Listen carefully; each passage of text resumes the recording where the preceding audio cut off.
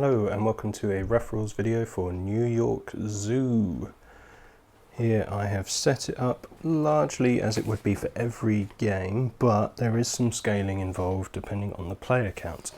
The player boards tell you how many players it's for, and it will change a couple of things. If I grab some other examples, you will see that the 2-player board actually fills in more space that you need to fill in.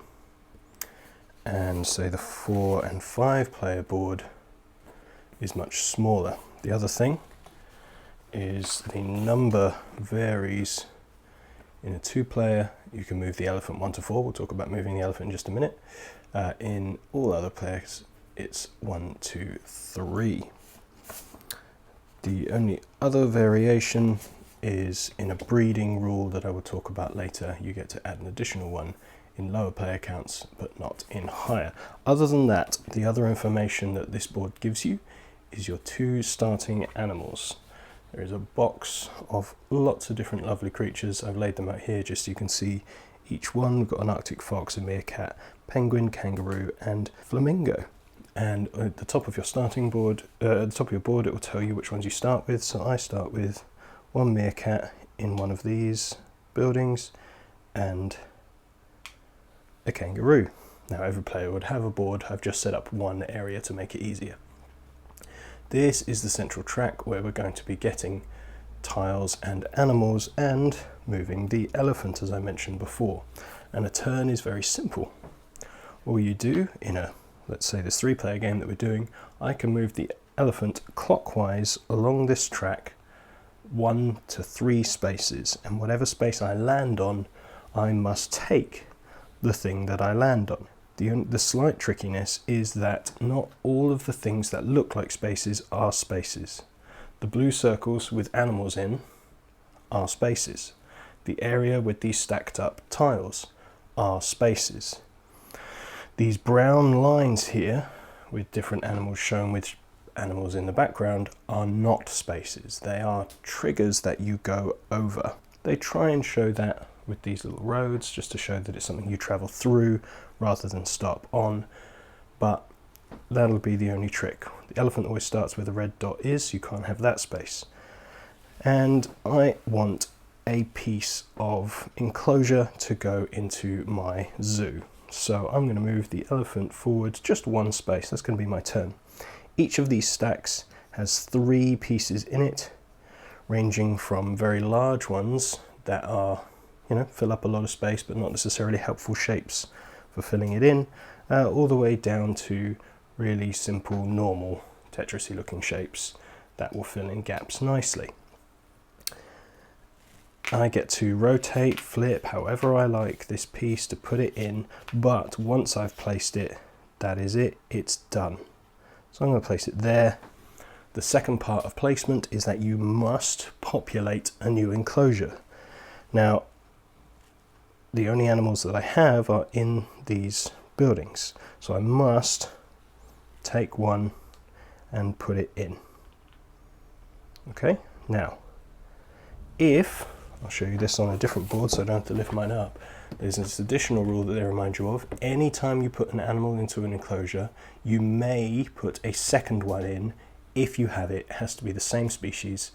So if I'd had 2 meerkat here, I'd have put 1 in and a second one in. Equally later, in fact, let's do a fake turn. Let's say other people have gone round and now it's my turn again. I'm going to move, let's just say 1 space forward onto here, which gives me another kangaroo and a penguin. Now this is maxed out, I can't get any more. So that's what the blue spaces do. You get the animals that it says, nice and easy.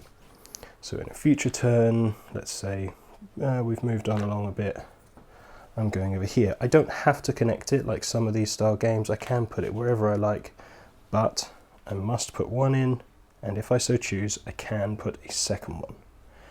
If I'd had a meerkat, I could have moved a meerkat in and a meerkat from somewhere else on the board, but you can never leave an enclosure empty. There's only one time that will happen that I'll explain in a minute. So let's say the game's moved on, other people have taken other turns. Comes back to me. I'm going to show you what these trigger lines do. If I go, let's say I'm going to go 1, 2, 3 to here, which gives me a penguin and a meerkat, and I can place 1 immediately if it joins it, I believe. Oh yes, that's right, because when I gain them I can either put them into enclosures or in here, and because I've placed 1 I could have placed another, but I can't. Now I have gone over this kangaroo trigger. This means breeding will take place. Everybody at the table who has kangaroos, or at least 2, because that's how breeding works, you need more than 1, will gain a new one. They have bred, our population has grown. And then in the lower player, if that's happened, you can do that in another enclosure of your choice. This can be an animal of any species that you like. It does not need to be the one that you've had before. You've just created an air of romance in your zoo. And so other animals wish to breed as well. Again, I'm going to skip forward. I'm going to, for the sake of this, cheat just to show you what might happen later on. As the game progresses and you fill in these spaces, on another turn I may gain the final meerkat that fills this entire shape. When your space is full, you are overpopulated, so you're going to send away nearly all of your meerkat to another zoo for other people to enjoy. Isn't that very nice? Because you've become really successful at breeding meerkats, so you're going to send them off for other people to enjoy. So you put them back to the supply. The last one must go in a building. If you don't have a free space in a building, it also gets sent away. Because you have completely filled and now emptied one, you get a bonus tile, which could be these kind of ones which take up loads of space so that you're filling your park really quickly, or they could be those little tricky just 1 or 2 space tiles that just fill in those gaps that you needed on your way. Nice and simple. That is about all of the rules. There'll be some minor things that I haven't gone into, but whoever fills their area first, not the grass, just the brown area, whoever fills that first immediately wins the game. The solo game is played very similarly, but with some changes. Obviously, you must use the board that shows that it's for 1 player, and it tells you your starting thing. You have a slightly harder one with only 3 buildings and a slightly easier one with 4 buildings, but you've got more space to fill, so it balances out which kind of challenge do you want. And instead of just moving this around as you choose, you must flip one of your numbered tiles here. And you are only allowed 2 circuits for the elephant to go around 2 times to fill your board. Because it's a race style game, they've maintained that by giving you only 2 laps, and so you have to work out how far do I want my elephant to go. So let's say I've got my starting 2 animals that the board told me. I actually don't want that. What do I want? Oh, the other thing I've forgotten to mention, we've reduced all of the piles from 3 tiles down to 2. So we've taken out all of the really big ones.